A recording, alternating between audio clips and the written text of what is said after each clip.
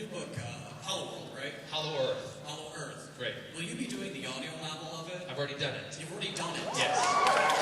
And it's the full version of the book. That's awesome. But would you be able to come home and read it to me? Please. Would you mind? My wife won't mind. You're both okay. A modern family. Sorry, honey. We'll talk later. Thank you. Thank you. In the back. Hi, John. Hi. How did you get your part in the producers?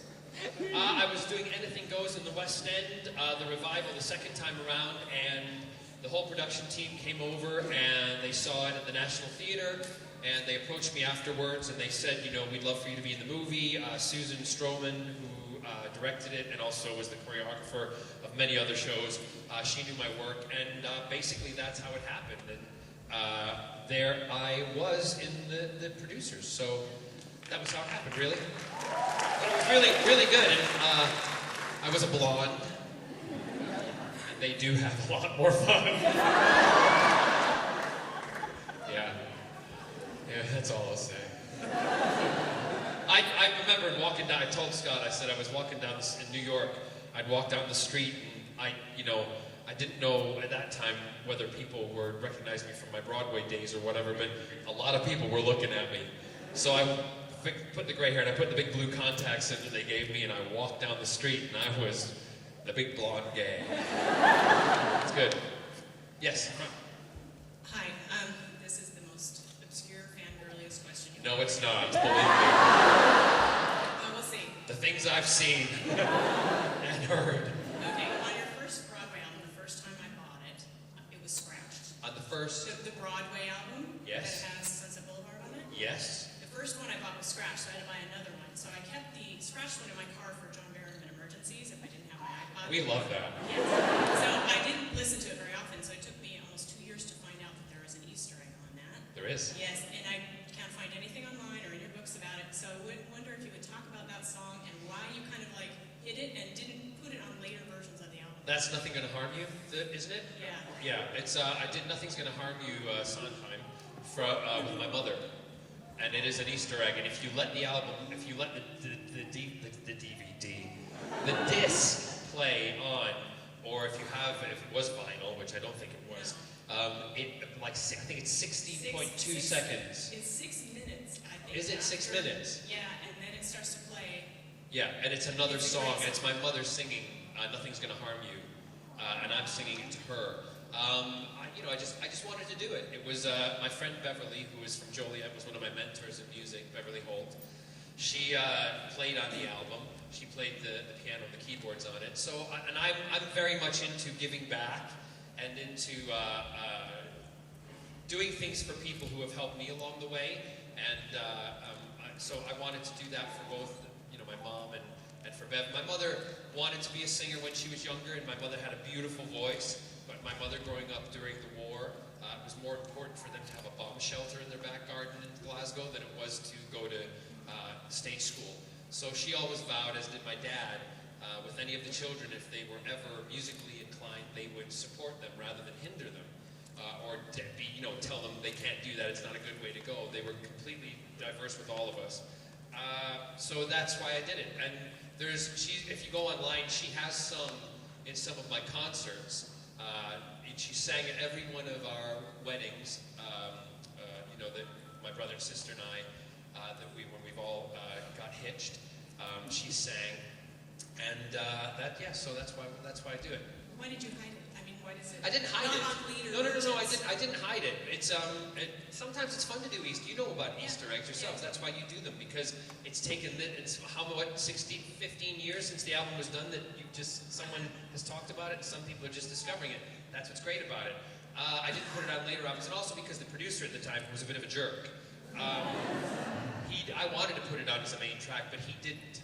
And so at that time, because I wasn't as, shall we say, strong in my career and able to tell people what I wanted, I had to let it be done that way. So there you go. Thanks. You're welcome. In the back. Hi, John. Hi. Could I call you John? You can call me whatever you like. You can call me sweetie. Okay, so you're welcome. So a couple of years ago, you filmed a documentary with the BBC here in Chicago about your sexuality, your family, and part of it at Northwestern. Correct. As well. So my question is, would you and Scott be open to a double date with me and my boyfriend?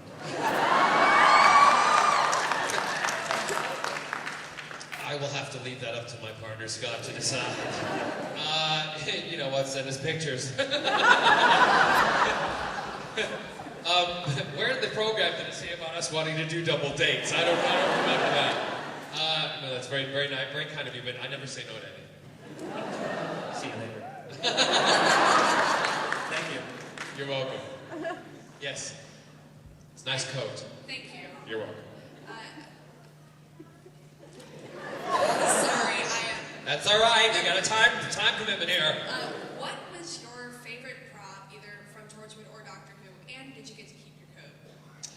I do have my own coat, but I had it made because they made about 6 or 7 of them per series because we trashed some. We always had one which was called the hero coat. I have one of the hero coats. It cost a lot of money because they were handmade and they were a specific length. Because this is the technical end of it. They had to be a certain length and so they could billow in the wind, and also. The flappy quality is hard to get. Yeah, the flappy quality is very hard to get. Although sometimes if you have the flappy quality, you should see a doctor.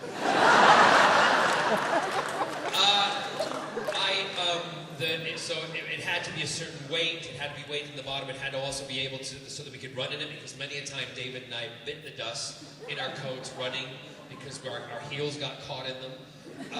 So I do have a coat, and I do wear it around the house, as Scott knows, vacuuming sometimes. He's disappeared. I also, one of the props that I have the very first squareness gun from Empty Child. So I do have that, and then I have a replica of it that was a much, another version that was done. So I have lots of stuff, and lots of it was acquired. One of my favorites is a book that was on Jack's desk in Torchwood in the hub, and I always referred to it. And if you go back and look, you'll see this book. I put it into different scenes, and it was a 1950s sci-fi book, and it had a fabulous cover on it. And it sat there on my desk, and in the drawer. And when I had to do something, I would play with this book. So when the hub was being destroyed, I took that book. So I have it with me. Not here, anyway. Sorry? Scavengers in Space. That's the book. That's it. How good you know that? I love you. There's an Easter egg. First I thought she said pigs in space. I'm like, well, it's not that one. I've been down to the end. Thank you. In your entire career, what's your favorite moment or experience? I usually don't answer those questions. It's like people saying, what do you enjoy most doing? Because I am truly grateful for all of those moments. I'm truly grateful for where I am today. I mean, I have to say this because I don't know if I'll get a chance later, but I have to say thank you to every one of you because you have allowed me and given me the life that I have always dreamed of as a child. I always wanted to have an action figure. I always wanted to be a hero. And you've also given me a life that I didn't dream I would ever get. So, first of all, that's a thank you. So all those moments in my career, and I'm yet to have many, many more, I do. Scott will, be the first one to tell you this. I relish in all of it. That's why I was saying to the guys earlier, walking on the floor, I do not mind walking on the floor and people saying hello and doing things like that. It's truly a thrill for me, and it's a gift. So yeah, there's so many moments. I mean, I'll probably write a book one day, and I'll call it My Magic Moments. It'll be good. Yes. Hi. Sorry, I'm a little nervous. I've never done this kind of thing before. Neither have I. Actually, this is my first. I've always done panels with other people. This is, I think, my first solo panel.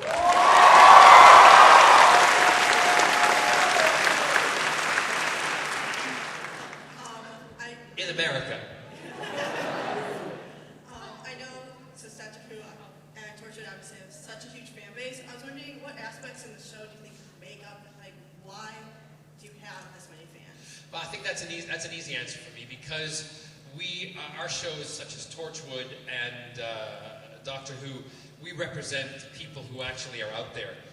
And I can say this more so for Torchwood because Torchwood is my show, and I speak confidently about that. The people that were involved in Torchwood, you know, starting from the beginning and working all the way through, they absolutely represented people who are out in the real world. Our relationships represented actual relationships that were actually going on. Although our stories were a heightened reality, we tackled situations and dealt with things that actually were dealt with in shows, and that's the beauty of sci-fi. We deal with things that other shows are afraid to touch.